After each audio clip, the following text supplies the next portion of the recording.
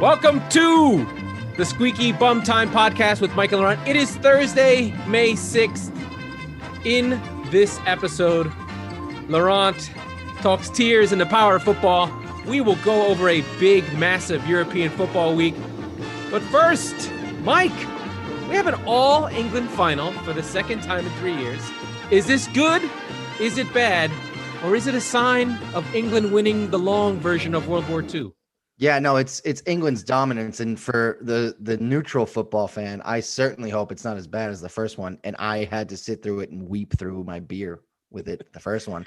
Yeah. No, it's exciting. I mean, Real Madrid would have been maybe a hanging on fighter. Yeah, I don't think they would have put up much of a fight with City. I think Chelsea's got a real chance. Them. Yes, I think City's Chelsea, I should say. Yeah. You shouldn't be, and we'll go into why in this episode, and that's why everybody should. But I do have a long take on this moment because I thought about it. I want to give you the floor. Yeah, I will. I'm going to talk about my team, but one thing about England and having an all-England final and whatever, when you go through the history of football, essentially England was the last to join everything because they were like, well, we're England. Why the fuck should we join FIFA? They're French. Fuck them. Has anyone ever noticed that the UK has 4 teams in FIFA? There's a reason for that.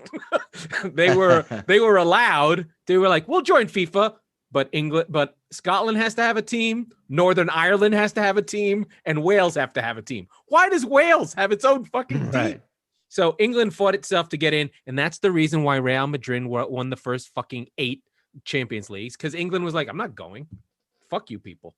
I'll just win in England. Who cares? So they were like the middle class kid that didn't get invited to the party. I'm like, fuck you. I don't even want to go to your No, they're worse. They're the rich kid who got poor because things started rotting. They're like the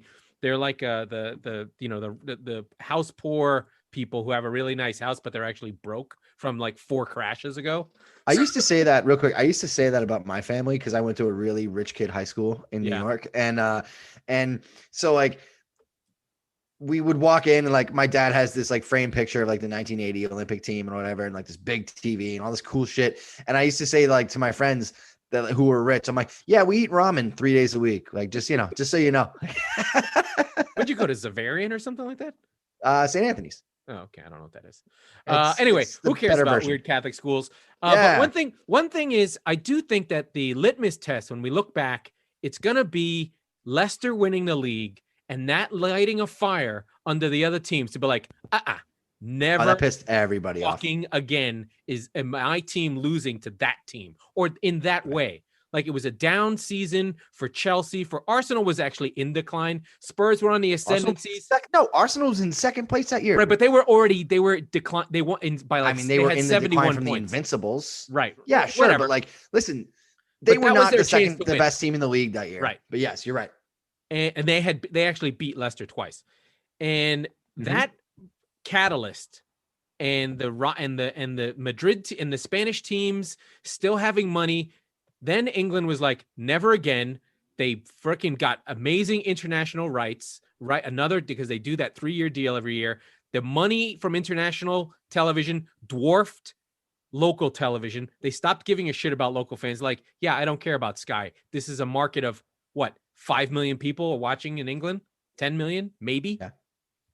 And they put their fucking foot on the gas. And at the same time, La Liga went more flat, went more Premier League, where Barcelona and Real had to share their revenue. And it's been an English rise. It is cyclical, but it's cyclical in who finds new revenue sources. And back to the Super League, I think Florentino Perez was finding the next revenue stream to bring Real's brand back up that would have put him on parity with England. I mean, really, when you think about it, right? Because the big teams in Europe essentially were trying to join the Premier League. Exactly. It's cyclical, like you said, but at the same time, we were talking about, La Decima, the three Champions Leagues in a row. They sell Ronaldo. They all got kind of stale. And all of a sudden, Real Madrid is they're old. We talked about them and we talked about them forward. As the plucky underdog in the Champions League semifinal. We talked about them like they were Ajax, so that's a great segue because but they're kind of a reverse Ajax. They're like an old team. Yeah, but they had a lot of the kids and all that stuff, Yeah, right?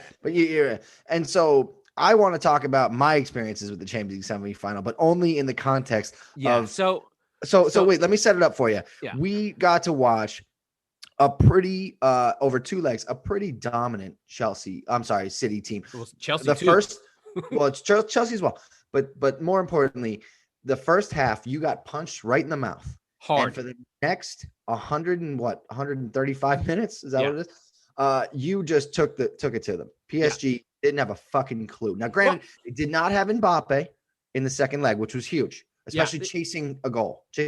The big thing is like it's not so soccer is weird. You can be dominant without scoring goals. You can be powerful, and Champions League games have effects outside of it's not just the game. It's similar to American sports. Whatever the winner does, everyone tries to do. Everyone starts shooting threes. Everyone tries to find a 22-year-old quarterback who can throw laser beams, whose dad was a pitcher in the major leagues. Like, so everyone copies each other. And so winning the Champions League and how you win it makes a huge difference. And what happened with City was they just controlled those games over 120 minutes to the point that they were going to score or were getting there. And really, PSG were the toughest team for City to play at this moment because City's weaknesses are on the break. But the thing is, for non-City everyday watchers, is this is a different team from prior teams. It's a defense-first team. That's its strength. Narratives take a really long time to change. And from the outside, pundits are like, oh, look how pretty it is. Look how many goals they score. They literally just say the thing they've been saying and don't actually think to look at the games. City normally score 120 goals a season and give up somewhere in the range of 50. And this year, they've probably only scored 80 and given up only 30. So it's just subtle shift the other way. And this game was it was amazing. It was powerful. It was strong. The team played as a unit. They were never in doubt. It was never a danger. They had everything under control. Aside from that Marquinhos header off the bar and the Angel De Maria sort of like mistake that almost went in because he shot from probably 35 yards. City were in control of this game. And we've talked about it before, but I have seen all the sports that I want to see win. My initial memories are late Reggie Yankees. I was 6. So probably the 81 World Series is vaguely in my memory. My cousins out in Long Island were, I was a kid when the Islanders were in the middle of their run and people would honk their horns through the neighborhood. So I remember that winning. That was a big deal. The 86 Mets, as a kid, you're a front runner, right?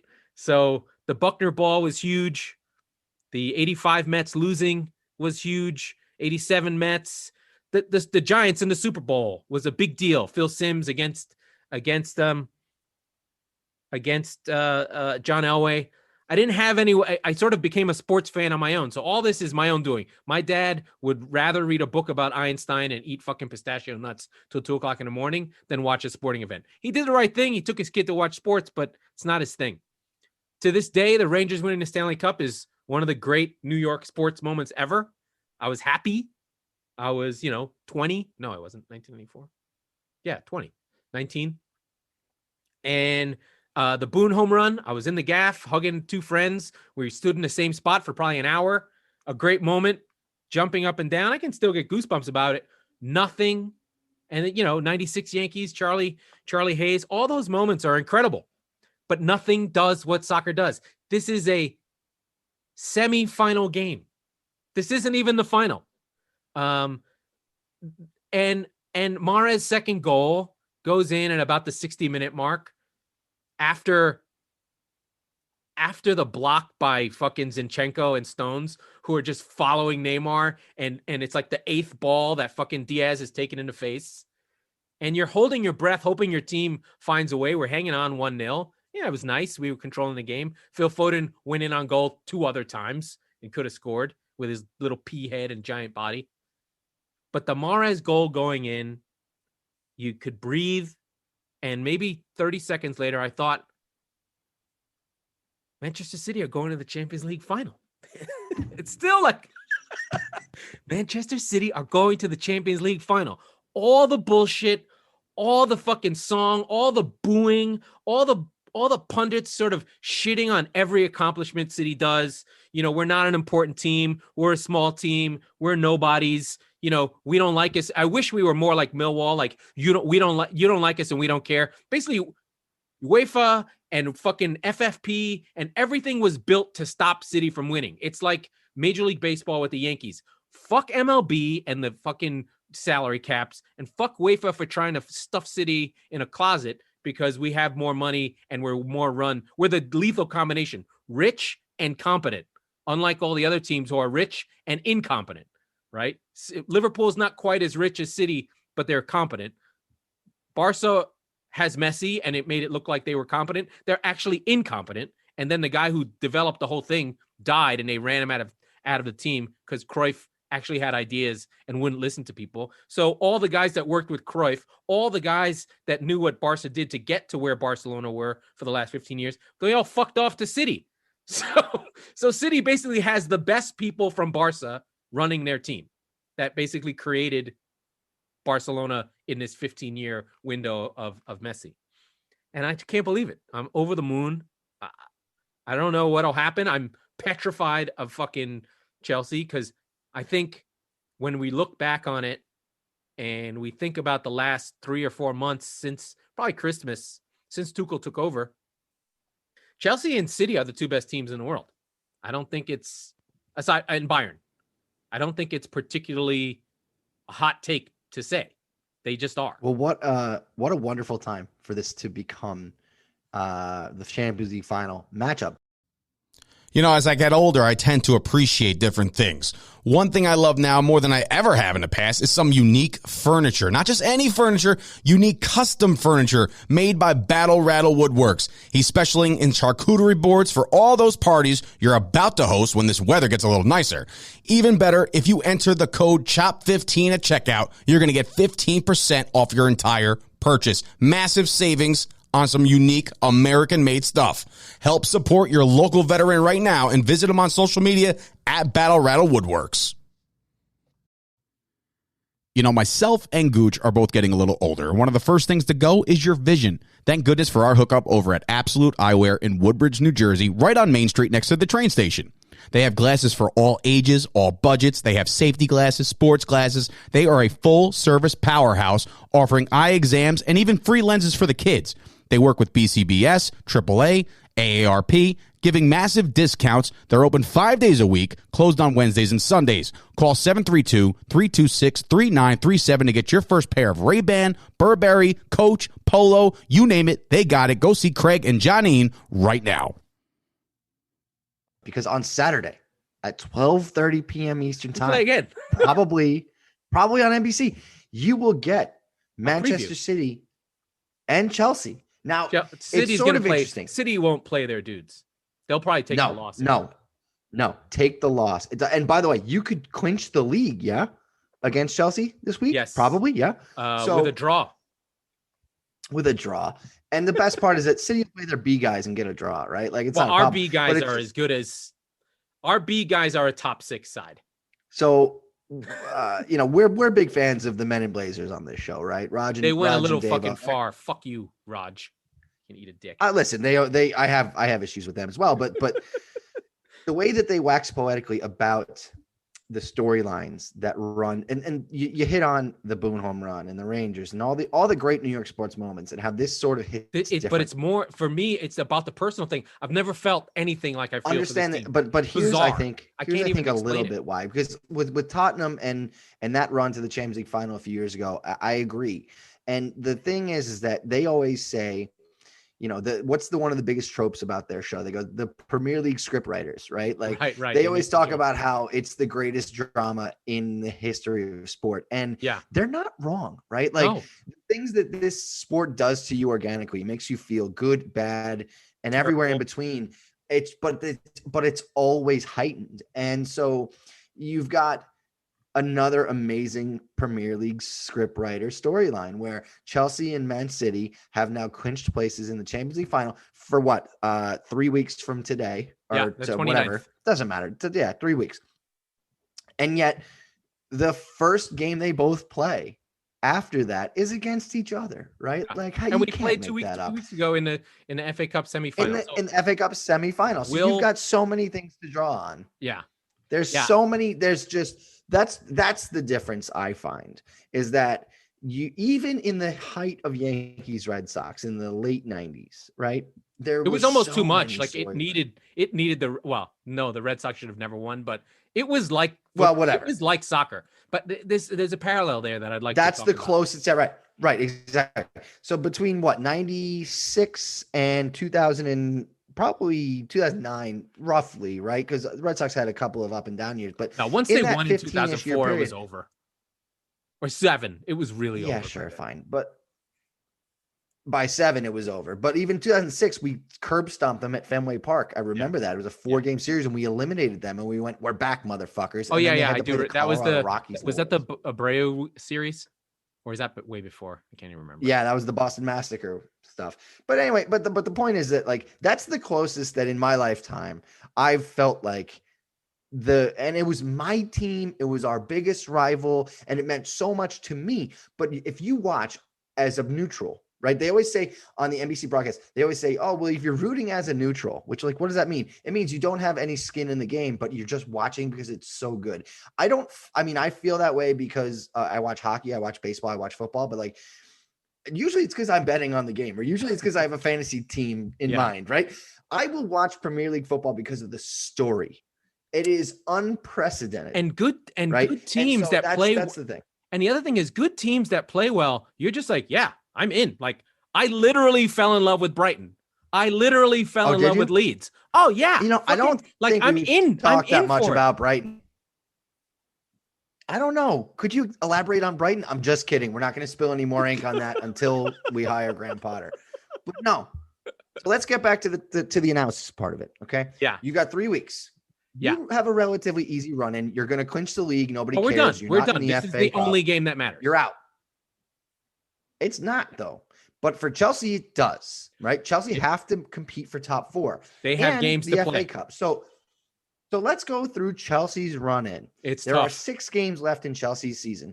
You have Manchester City away. You have Arsenal at home. You have Leicester City in the FA Cup final. Yeah. And then Leicester again. Leicester City in the Premier League. Might be for the top 4. Away, which, yeah, right. That Leicester City game could be a top 4 showdown. So if you put it this way, in Chelsea's context, right? And for those listening, if you don't understand, if you win the Champions League final, I mean, obviously you get crowned the champion of Europe, but you also get an automatic bid, regardless of your standing in your league, into next year's tournament. Correct. And so that's great. Good, whatever. But right now, Chelsea and Leicester City, and frankly, Liverpool and honestly, Leicester, so Spurs, but West Ham as well. There's 5 teams for 2 spots right now, arguably, mathematically. But Chelsea, unquestionably, of those teams, is the best one. But they have also unquestionably the most difficult run-in.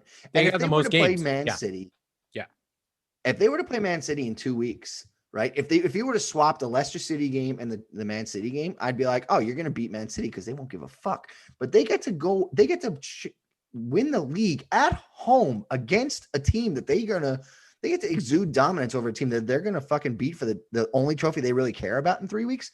Oh, buddy, you're not coming away with 3 points in that game. I'm sorry. City aren't? No, I don't know what City will do. No. I mean, Chelsea is not winning that game on Saturday. Man City they have not won. They have not won. Yes. Yeah. I think it'll be like an Aguero kind of Vincent Kompany. So this week was Vincent Kompany's the 2-year anniversary of the shot when it's the Vinny No shot. The goal for Vinny. The Vinny No shot. So that's the great thing. And this is the great thing about football. It can give you the moment. It brings you right back immediately. If it's your team, you could probably watch Mora scoring those goals over and over and over and over and over again. So you did a kind of instant reaction on your Instagram, and It's like an hour. I joined it like right away, and because I knew what you were gonna say. Yeah. And it made me so happy to watch you live through that. And awesome. I mean, I'm not gonna compare because they are apples and oranges, but the point is that your team got to play in a Champions League final. They won the semifinal. My team in tremendously dramatic fashion, and I wept like a fucking child. It's incredible. Yeah, but yours was so much more dramatic. On my couch. But it was the Spurs version of the Aguero goal, right? Yeah. And we don't have silverware to prove it, but nonetheless, that moment takes me back so much so that every year around this time, as I remember last year, you get fired up. You get the memories, you get the retweets on Twitter. It's amazing. Hey, look at it from this view. Hey, here's a video from the supporters section, which was in that end, and you've never seen it before, and you start just like getting like welled up all over again. Yeah, so I can watch the Aguero goal anytime, anywhere, always, and be like, oh my God. And I literally will run around and make people watch it. And I'm hoping it's 9 years later. Yeah. And I'm hoping that there'll be a moment in this Champions League final where I can run around and have Phil Foden either score the final or Aguero come off the bench and score the winner. Because it's going to be tough. These two teams are good. I think Chelsea's lacking the depth. Their defenders are good as a unit, but individually probably aren't as good as City's. City just have, for City, it's always, if we finish our chances, we're not losing, right? It's only about the finishing. It's never about will Pep fuck it up? Will somebody fall over? Is one of Chelsea's problems. Same problems. They both have the same. Well, so the way I look at this game is Chelsea's a good team. Man City's a great team. Yeah. On paper, I don't think it'll be close, but on the day, and a good team can beat a great team. Yeah, anything. Yeah, I mean, Spurs beat City. You had no right to beat that City team. None. Zero. Sonny went fucking nuts is how we beat you guys, right? So it's and Aguero missed the penalty. Right. So like Spurs beat City without Harry Kane. So from the file of anything is possible, right? Don't rule out Chelsea. Yeah, but my goodness, what Spurs always had is that they always had spirit, right? Always. That's the Pochettino thing. They always had spirit. And even PSG, they had negative spirit. Like they started kicking. I mean, there was about 7 minutes there where it was like, yo, they're going to have a fight. It's bad. When De Bruyne got the yellow card, I was like, Pep, get him off the goddamn field right now. Right now. Yeah. And it was funny watching the defenders, it was watching Fernandinho scream at Zinchenko. That was amazing. Wait a second. Really quick. That was so great. Alexander Zinchenko was not a player I thought I would be talking about on this podcast, but he had a phenomenal game. He's so good. He has really come into his own. But so that was $1.2 million. Yeah. He's our Robertson. Except not as good as Robertson. And so Fernandinho grabs him by the scruff of the neck and screams at him. And in no uncertain terms, and I'm paraphrasing, he goes, do you want to miss the fucking Champions League final? And he's like, shut up. Okay, fine. but that was real. There were a lot of guys doing that. It was a really cool it was a really chippy moment game there. Well, PSG this is their problem. They basically got two guys sent off. They could have gotten something from these games and they fucked up because they're a flat track team. Like when things are going well, they're fine. But if you start fucking with them, they fall apart, and they did. Mm-hmm. And so I think Pochettino has worked. I do think that PSG are more lethal than Chelsea, but they're not a team. I feel like Chelsea has good team spirit. City's like on an all-time level. Like where does City stand? If they get this Champions League, that means Pep gets 3 leagues and a Champions League plus a treble, domestic treble. I mean, we become it starts. You need that Champions League to start going, okay, this is the best Premier League team of all time.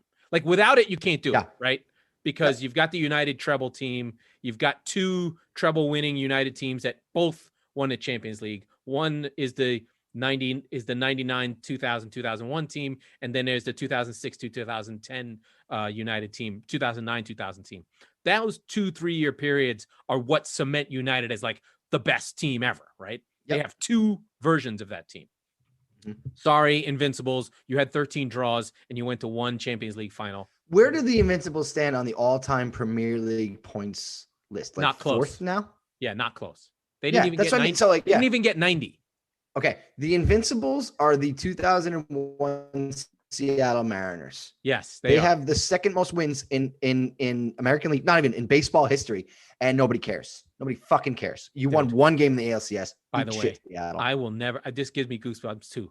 The Roger Clemens game where he throws inside, they yell at him, and then he fucking mows them down on steroids is the greatest pitching performance of all time. I love Roger Clemens, and I will say it unabashedly. Not only that, the fucking Pedro game, 2-0 to the Yankees at Yankee Stadium. Roger Clemens, the Trot Nixon home run in the ninth. I was there. Inning.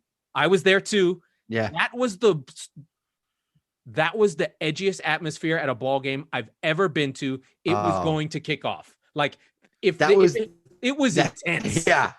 If somebody hit somebody, the stadium would have erupted. That was the best game I was at, and they lost. It was amazing.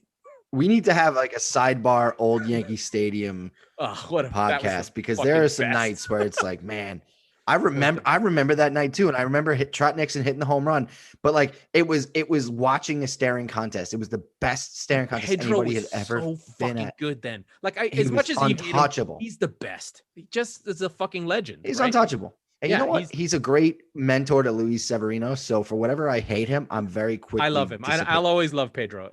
Anyway, back to the football. So City. I feel really good about City are going there. We're hanging in there. There's a lot to feel. All the feels. I'm sure all my friends want me crying because they laugh at me about crying. I don't care. I do have a question for you, Mike. So we talked Rangers hockey. There was a front office. There was a Manchester United insurrection-ish event. What is the football equivalent to what happened to the Rangers? Basically, the Rangers had like a thing happen. I had a really good Yankee parallel. I don't know if I have a Premier League parallel. Well, because they don't really have a front office thing. Right. The Yankee parallel is whichever Steinbrenner isn't dead, right?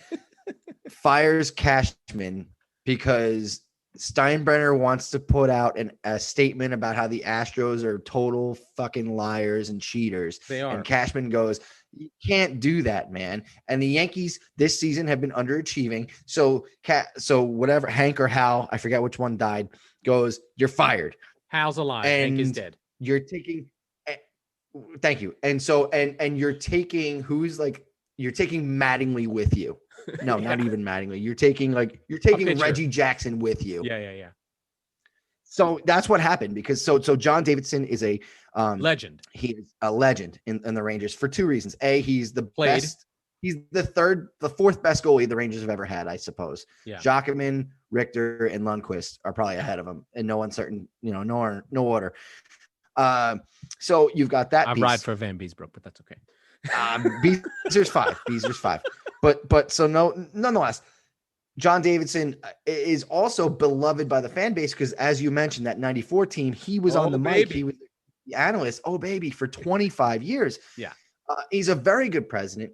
The team has been going through a transition, tough but really good, frankly, incredible rebuild over 3 years since there was a quote unquote the letter, which was basically a statement by Jeff Gordon, an unprecedented event that said, we're going to rebuild where everybody you love is going to die. And it's going to be difficult and we're going to be better for it. And he was right. I mean, he got a lot of lottery luck. And he made some really great trades, some questionable. I would say Jeff Gordon was a good GM with great luck. And I wasn't really that pissed off about firing him because Chris Drury is the hottest commodity in hockey. So you were going to lose him soon if you didn't fire Jeff Gordon. And I thought about that earlier in the season when he interviewed for the Pittsburgh job. And actually, I don't know if he turned it down or didn't get it. But is he the GM, Chris Drury? He played it for Colorado. Chris Drury is now and the Rangers. Okay. He was, and so he is now the GM and the president. Yeah. So I have it on decent authority that basically Jeff Gordon was going to be fired. The Rangers just lost 2 games to the Islanders where they did not score a goal, by the way. And then Monday's catastrophe with Washington where the player should have been suspended and all that stuff. So there's a couple of different stories out there that like basically I think Arsenal had similar things like this. They hired Mitzelslat, and they fucking sacked him. And he was trying to rebuild Arsenal. He had been the sporting director at Borussia Dortmund. They gave him a shot. He had one mistake and they fired him. If you tell me that Rangers are Arsenal, because I feel like they're the Jets, I'm going to kill myself. No, the fucking Islanders are the Jets. Come on. Yeah. But so winning. So that's the thing is that like you're managing the greatest rebuild. Like you're already slowly starting to see the fruits of the labor. Yeah. Next year, you're like, hey, we're going to be a problem for the rest of the team. And by the way, they realigned because of COVID and everything. The Boston Bruins are one of the best teams in the league. They're in your division now. Good luck. So you were never going to make the playoffs this year. It was never a realistic, expectation.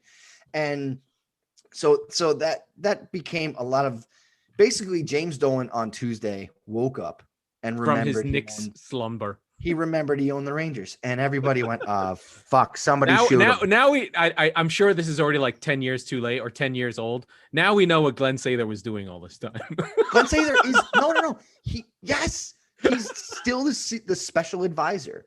And so he was keeping everyone away from, he was keeping Dolan away from the team all this time. Exactly. We got to get back to the soccer though, my friend. He's back. Anyway. Good. I don't think we have any more soccer, but yeah. No, we do. We got? Oh, speaking of Arsenal, have at it. Yeah. So Arsenal had a chance to go to the Europa League final, which is the NIT. They were down 2-1 at home. They needed to score a goal to bring the draw.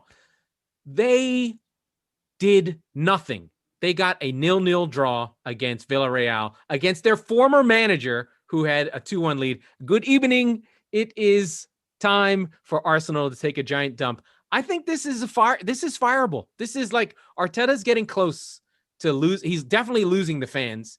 Too many home performances where they're flat. They have nothing. Like, play for the badge. Like, what are you doing? Like, it's not like they're not young kids who've been at Arsenal since they were literally 8 years old. Smith Rowe, Saka, all these kids.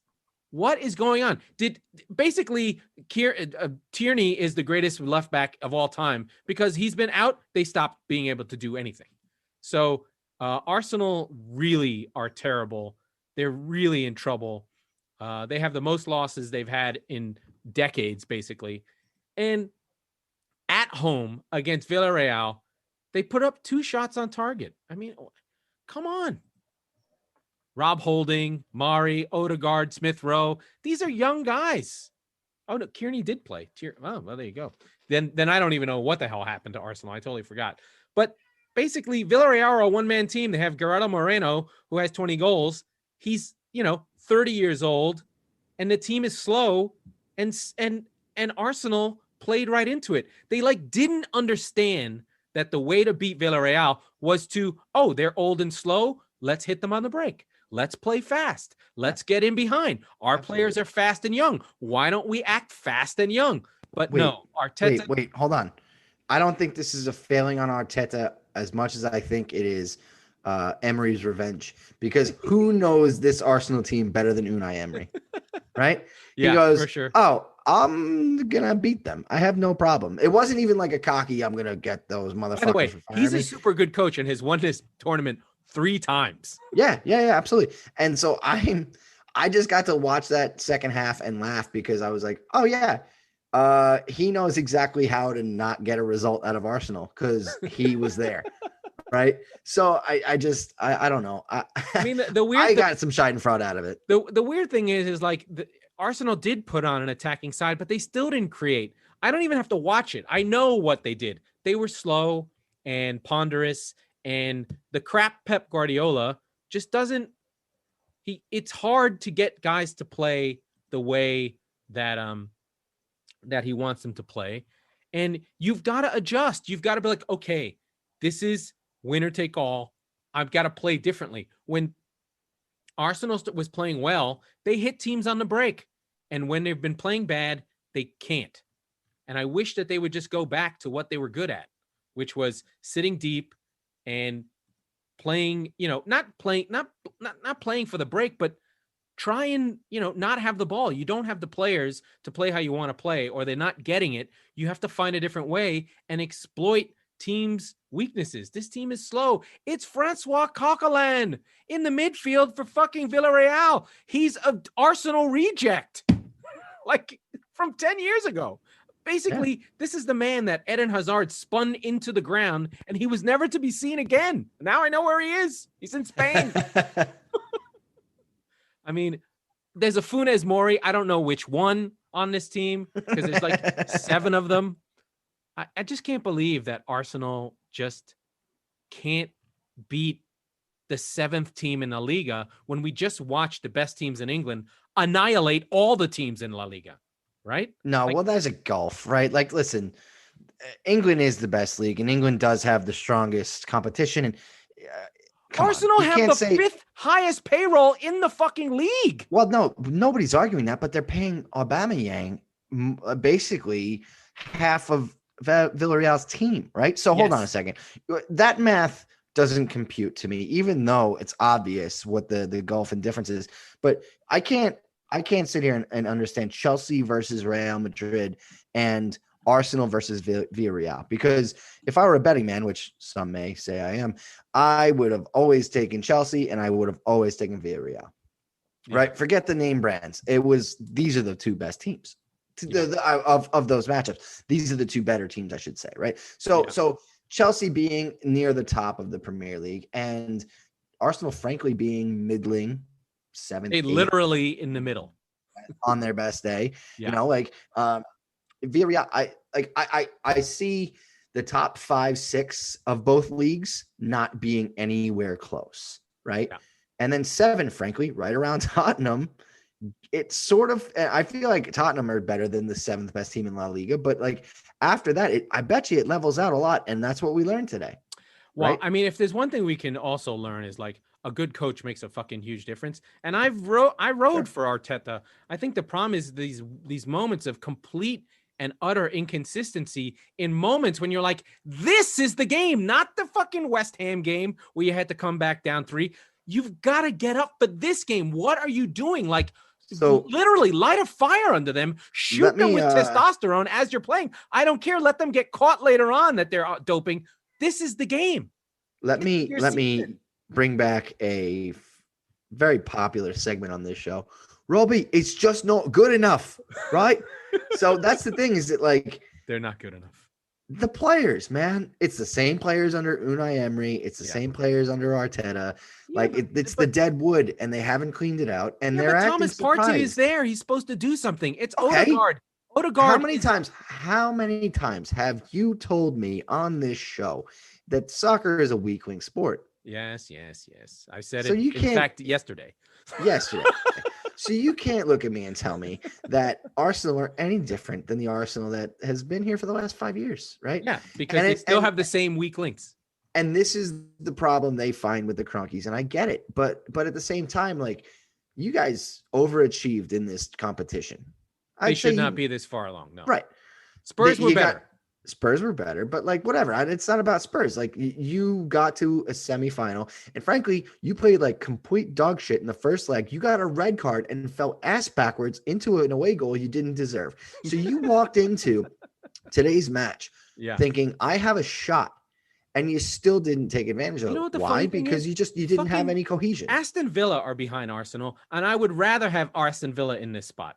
That's my point. With Grealish. Is that yes? Oh my God, absolutely. But so that's my point. If Grealish hadn't been hurt, Villa would be right behind Liverpool at this point. Like they're so much better. They're better coach, and they have your goalkeeper bringing it back, Emi Martinez. Yeah, Emi Martinez, absolutely. Guy's a leader. Come on, you know what? Martinez for Spurs. Fuck Lloris, get him out. I would. I mean, no, I'll back Hugo to the fucking woods. Okay. Captain, my captain. Are you gonna go stand on a chair?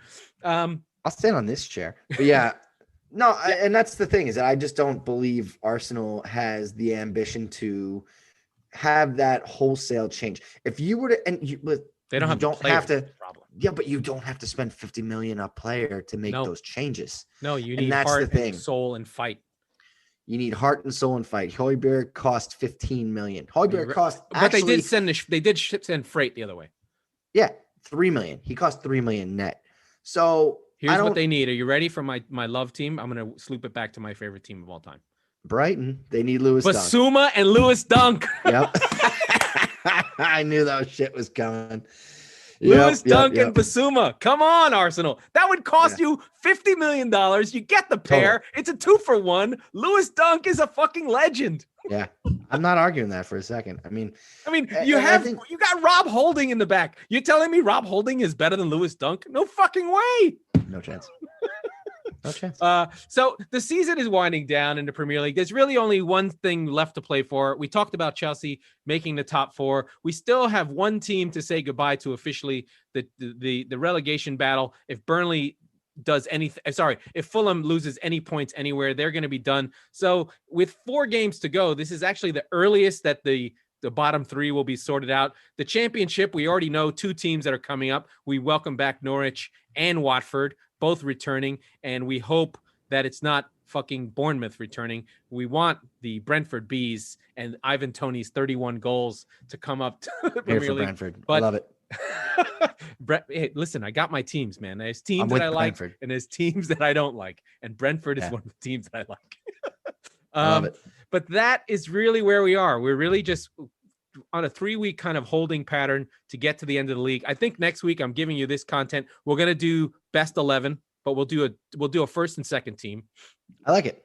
Yeah, we'll do that. We'll argue about that because my team actually doesn't have that many best 11 players because they don't play.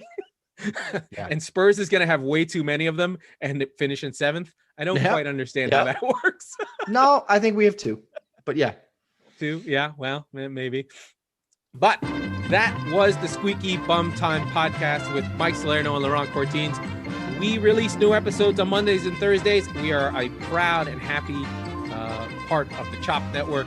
Please rate and review on Apple Podcasts. It makes a huge difference for the show. And if you like the hockey portion, we will be doing Laurent. Icing. Crap icing. That'll be our next week. Right on.